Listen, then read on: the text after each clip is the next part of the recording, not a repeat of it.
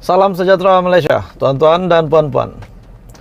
Akhirnya terjawablah sudah pertanyaan ramai orang, kemanakah hala tuju pejuang? Adakah selepas kekalahan teruk pada PRU 15 yang lepas, yang langsung tidak memenangi mana-mana kerusi pun, dan Mahathir sendiri telah tinggalkan Parti Pejuang dan yang kini diterajui oleh Mukris Mahathir? Terjawablah sudah hari ini. Pertanyaan Anda, pertanyaan saya sendiri. Di manakah pejuang akan pergi? Akhirnya, hari ini tuan-tuan dan puan-puan semua disahkan. Pejuang, Parti Pejuang ini yang dipimpin oleh Mukris Mahathir telah mengesahkan akan menyertai Perikatan Nasional bukan Pakatan Harapan. Wow, saudara-saudara semua, sudah pasti banyak yang akan bersuara. Kenapa pejuang menyokong PN? Surat permohonan untuk menyertai menjadi anggota komponen dalam Perikatan Nasional sudah dihantar kepada pengurusi Perikatan Nasional dan juga timbalan pengurusi Perikatan Nasional Tan Sri Abdul Hadi Awang. Dan ini telah disahkan oleh Mukris Mahathir. Pejuang akhirnya mohon sertai Perikatan Nasional. Sekarang tinggal tunggu keputusan daripada PN sama ada mereka menerima pejuang ataupun sebaliknya. Parti Pejuang Tanah Air memohon untuk menjadi anggota parti komponen dalam Perikatan Nasional. Oke, saudara-saudara semua, tuan-tuan dan puan-puan semua, sebelum saya meneruskan, saya meminta jasa baik Anda untuk bantu channel ini dengan menekan butang like, share, dan subscribe. Menurut Presiden Parti Pejuang Tanah Air, Datuk Seri Mukris Mahathir, surat permohonan telah dihantar kepada pengurusi Perikatan Nasional Tan Sri Muhyiddin Yassin dan salinan kepada timbalan pengurusi Perikatan Nasional yang juga adalah Presiden PAS yaitu Tan Sri Abdul Hadi Awang serta Presiden Gerakan Datuk Dominic Lau. Menurut Mukris, keputusan itu bukan dibuat oleh keputusan pribadi, melainkan mendapat persetujuan daripada Majlis Eksekutif Pusat ataupun MEP Pejuang dalam mesyuaratnya. Dalam pada itu, keputusan ini telah disepakati oleh MEP selepas meneliti dan menilai semua pilihan gabungan atau kerjasama politik yang ada. Saudara-saudara semua, apa yang bermain di pikiran saya? Apa yang terjadi kepada Bersatu hari ini dengan dakwaan berkaitan dengan rasuah, dana politik, isu Jana Wibawa, tapi Mukris Mahathir tetap mahu menyertai Perikatan Nasional. Adakah ini mungkin juga disebabkan oleh hasutan daripada Tun Mahathir? Mungkin saja pendapat saya, bukan saya kata ini kenyataan dibuat oleh Mahathir. Adakah mungkin Mahathir yang meminta Mukris Mahathir untuk menyertai Perikatan Nasional dan tidak menyertai Pakatan Harapan disebabkan ada Anwar Ibrahim? Saudara-saudara semua, apa yang bermain di pikiran saya? Mungkin pejuang akan menyertai Pakatan Harapan disebabkan kita dapat lihat lebih relevan beliau pejuang untuk menyertai kerajaan. Namun telah diputuskan mereka menghantar surat permohonan kepada Perikatan Nasional. Dan sekiranya ditolak, apakah lagi yang mampu dibuat oleh Mukris Mahathir? Kata Mukris, MEP dalam keputusan telah membuat pertimbangan antaranya adalah tidak memadai jika kerjasama berbentuk Pakatan Pilihan Raya diwujudkan hanya untuk tujuan mengelak daripada pertindihan kerusi yang ditandingi. Lebih-lebih lagi jika lambang berasingan digunakan oleh kedua pihak yang berpakat.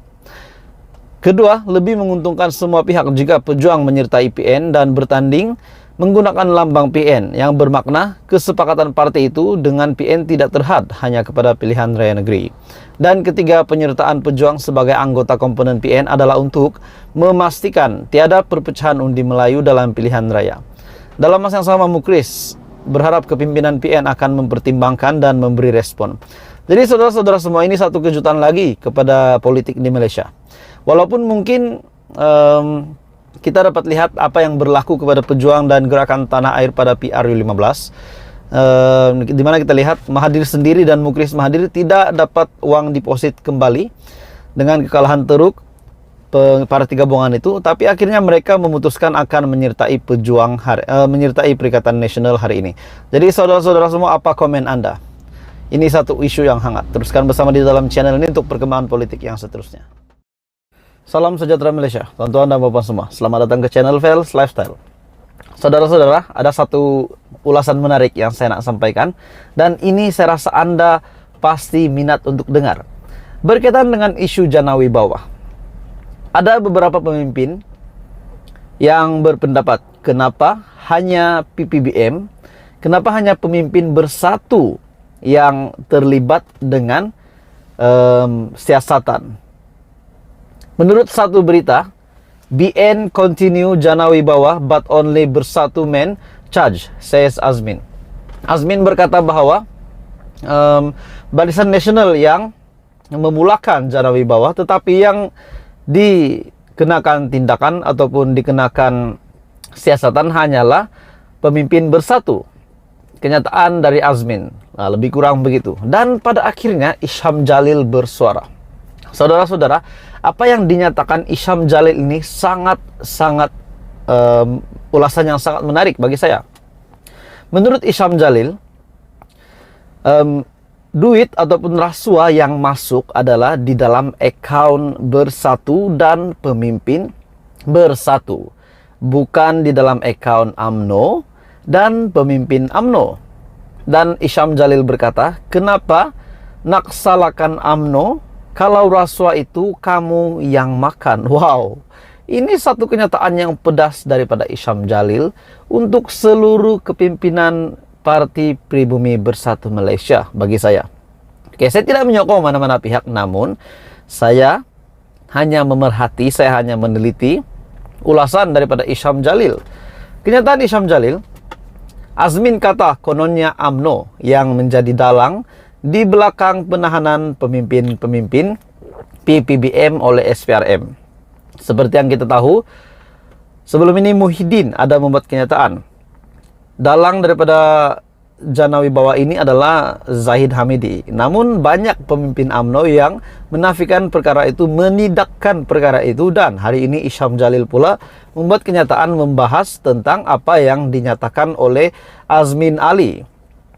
Azmin juga kata ini berdasarkan fakta report polis yang telah dibuat oleh Armada Bersatu, yaitu sebab Presiden UMNO kata yang mereka, yaitu PPBM, akan jadi kluster mahkamah. Oleh itu, kononnya UMNO lah yang salah atau menjadi dalang bila pemimpin-pemimpin PPBM ditahan. Azmin kata kononnya UMNO yang menjadi dalang. Ini karena katanya Dato' Sri Zahid dan Isham Jalil telah buat kenyataan yang pemimpin PPBM akan jadi kluster mahkamah lebih awal. Dan kata Azmin, ya kerana sebelum ini saya telah buat kenyataan di media menyuruh Faizal Azumu untuk fokus kepada kes-kes rasuah mereka yang bakal dihadapi dan usah sibuk soal parti lain. Azmin juga mempersoal kenapa hanya pemimpin PPBM yang ditahan dan mengapa pemimpin UMNO tidak ditahan. Walhal projek Jana Wibawa itu katanya diteruskan ketika pemimpin UMNO jadi PM selepas Muhyiddin. Dan akhirnya Isham Jalil berkata, carilah hujah yang lebih baik Azmin. Kenyataan kamu semalam tersebut seolah-olah kebudak-budakan. Kamu kata kamu sudah lama dalam politik, takkan ini yang terbaik kamu boleh berhujah untuk bela Muhyiddin. Jika kamu mencuri dan ada orang boleh mengagak dan kata kamu akan didakwa dan akan masuk penjara kerana mencuri, ia tidak bermakna. Orang itulah yang menjadi dalang apabila kamu kena tangkap polis. Pemimpin PPBM dan pemimpin UMNO yang didakwa sebab duit, kickback dan rasuah dari projek Jana Wibawa itu masuk ke dalam akaun PPBM dan pemimpin PPBM, bukan ke dalam akaun UMNO dan akaun pemimpin UMNO. Takkanlah jika kamu atau rakan kamu yang makan rasuah UMNO yang salah. Itu adalah jawaban daripada Isham Jalil. Sekiranya Anda mahu jawaban penuh daripada Isham Jalil, Anda boleh melihat Facebook Isham Jalil. Bagi saya, saudara-saudara, ini adalah satu serangan balas daripada UMNO untuk Azmin Ali dan Perikatan Nasional berkaitan dengan isu Jana Wibawa. Apa komen Anda? Teruskan bersama di dalam channel ini. Jangan lupa bantu channel ini dengan menekan butang like, share, dan subscribe.